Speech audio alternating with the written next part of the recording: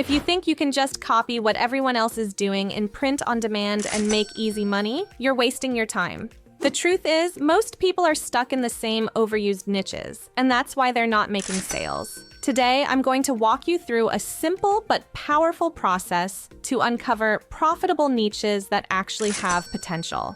We'll start with the basics of how to brainstorm ideas, move into tools you can use to dig deeper, and then we'll talk about how to take those ideas and turn them into designs that sell. I'll explain every step clearly, and by the end, you'll have a method you can use to find niches that give you a real shot at standing out. Let's get into it. Step 1, understand niches. First off, let's talk about what a niche is and why it's so important. A niche is simply a specific group of people or a particular interest that you're targeting with your products. For example, instead of just t-shirts, your niche might be funny t-shirts for dog lovers or cycling-themed mugs. The more specific you get, the easier it is to create products that speak directly to your audience. And when people feel like a product was made for them, they're much more likely to buy it. The problem is that a lot of people go after the same broad niches, things like fitness, pets, or teachers. While these are great starting points, they're also extremely saturated. If you're trying to sell generic designs in these categories, you're going to have a hard time standing out. That's why the real opportunity lies in finding sub-niches, those smaller, more specific groups within a broader category. For example, instead of pets, you might focus on rescue dog owners or cat lovers who are also into yoga. These sub-niches often have less competition, but just as much passion, which makes them a goldmine for print-on-demand sellers.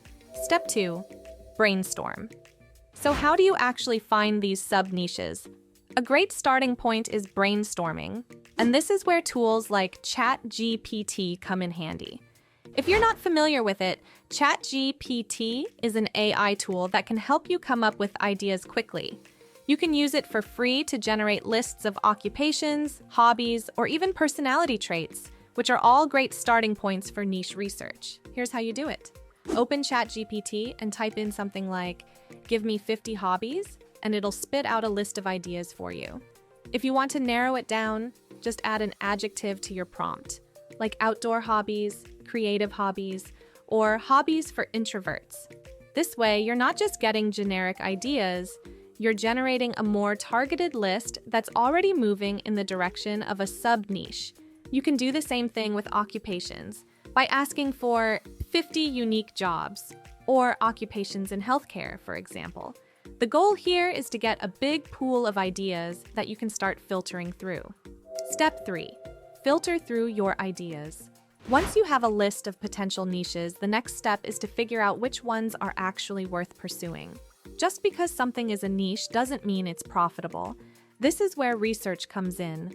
One of the best tools for this is a platform called Merch Informer. It's designed specifically for print-on-demand sellers and can help you analyze niches to see which ones have high demand but low competition. Now, Merch Informer is a paid tool, but you can register for free and make use of their free trial if they're offering it at the time that you sign up. Once you're logged in, the first thing you'll want to do is use the keyword finder feature.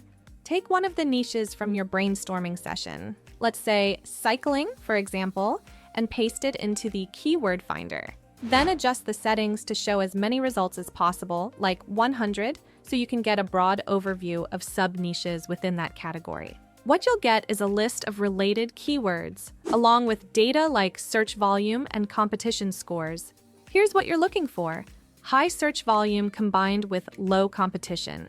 Merch Informer uses a grading system where each keyword gets a letter grade. An A grade means there's strong demand but not a lot of sellers, which is exactly what you want. These are the kinds of niches you should be targeting because they give you the best chance to make sales. With Merch Informer, you should whittle your niche ideas down to just a few, if not one. Step 4, validate your niche ideas.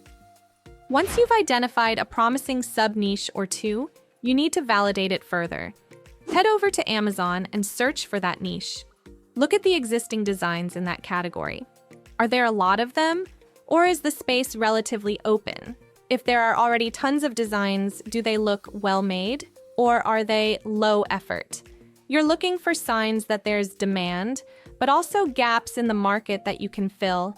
For example, if there aren't many designs in the adventure cycling niche, or if the existing ones don't look good, that's a green light for you to jump in. Once you've validated your niche ideas, it's time to make the decision.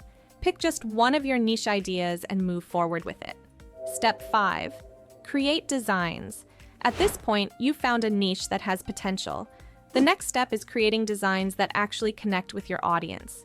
This is where a lot of people go wrong. They come up with generic designs that don't really speak to their niche, and as a result, they struggle to make sales. Your designs need to feel specific and relevant to the audience you're targeting. One of the best ways to do this is by using proven phrases that resonate with your niche. These are phrases that have already been shown to sell well, but you'll tweak them to fit your specific audience. For example, a popular phrase might be, "I'd rather be activity." You could adapt this to say, "I'd rather be adventure cycling," or "I'd rather be cycling in the mountains." By tailoring the phrase to your niche, you make it feel more personal and appealing. If you're not sure where to find these proven phrases, start by looking at bestsellers in similar niches. Platforms like Etsy or Redbubble are great for this. Search for designs in your niche and pay attention to the phrases that show up repeatedly. These are the ones that are resonating with buyers. If you're just starting out and don't have sales data of your own, you can also look for resources that provide curated lists of proven phrases. Once you've settled on a phrase, think about the design itself. It doesn't need to be overly complicated, but it should feel cohesive with the niche. For instance, if you're targeting adventure cycling, you might include a silhouette of a bike on a trail or a mountain backdrop. The key is to keep it simple but eye-catching, so it grabs attention at a glance. Step 6. Optimize and list your design. By now, you've gone from brainstorming a niche to creating a design that's ready to sell. The last step is connecting with print-on-demand platforms like Printify and putting your product out there with optimized listings. Make sure your title, tags, and description include the keywords for your niche so your products show up when people search for them. For example, if your design is for adventure cycling, your title might be something like Adventure Cycling T-shirt, perfect for mountain bikers. The more specific and relevant your listing, the easier it will be for the right audience to find you. And that's the process. It's not about luck or throwing random designs into the marketplace. It's about being strategic. By focusing on underserved niches, validating their potential, and creating designs that truly resonate with your audience, you set yourself up for success. So don't waste your time competing in crowded categories. Use these steps to uncover niches that actually have potential and start building a print-on-demand business that stands out. Which niches do you have in mind for your print-on-demand business? Let me know in the comments below. And if you found this video helpful, don't forget to like and subscribe for more like this.